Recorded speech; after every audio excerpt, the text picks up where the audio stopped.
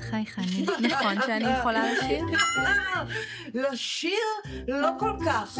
מה דעתך לעזור לבנות לבחור שיר נוסף? באמת? אתן רוצות שאבחר? כן! כן, פליז. אני רוצה לשמוע עוד שיר. מסקרן אותי לדעת מה דודה יהודית כתבה. אולי יש איזה שיר שמספר על איזו דודה מצחיקה? בטח שיש. השיר על דודה רוחמה, הדודה המוזרה של יהודית. הדודה הדמיונית היא באמת הייתה דמות מאוד מעניינת. ולמה צריך דודה דמיונית? לנו יש דודה אמיתית. ומה היה כל כך מוזר בדודה רוחמה? כן, דודה, ספרי לנו על דודה רוחמה.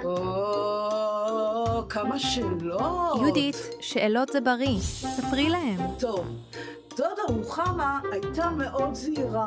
היא הייתה מזהירה אותנו מכל דבר. והיא הייתה מאוד מצחיקה, תאמינו לי. אני מכירה את השיר מצוין. זה נשמע מפחיד ומצחיק בו זמנית. אני רוצה לשמוע את השיר על דודה רוחמה. בבקשה, דודה יהודית. אל תבקשי. תיגשי למגירה. רגע, עצרי, שלא תיפלי. השיר בדרך אלייך.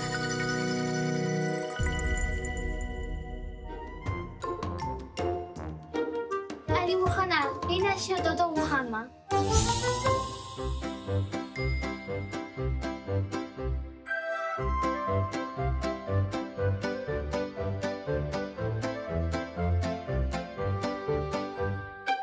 דודה רוחמה היא כמו שמש חמה, בזכותה כולנו מחייכים במשפחה, תמיד נותנת דוגמה, להצחיק אותנו מצליחה. יא בבם, גלידה וים זה מסוכן, צוחקים כולם, אמא ואבא גם. יא בבם, גלידה וים זה מסוכן, צוחקים כולם, אמא ואבא גם. יא בבם, יא בבם, יא בבם, יא בבם. את כולם היא מזהירה לא להיות חולים, לא להיכנס לים, להירתם מהגלים. בחורף מצטננים אחת ושתיים, מגלידה ומים אפילו כפליים. יא בבם, גלידה וים זה מסוכן, צוחקים כולם, אמא ואבא גם. יא בבם, גלידה וים זה מסוכן, צוחקים כולם, אמא ואבא גם. יא בבם, יא בבם, יא בבם, יא בבם.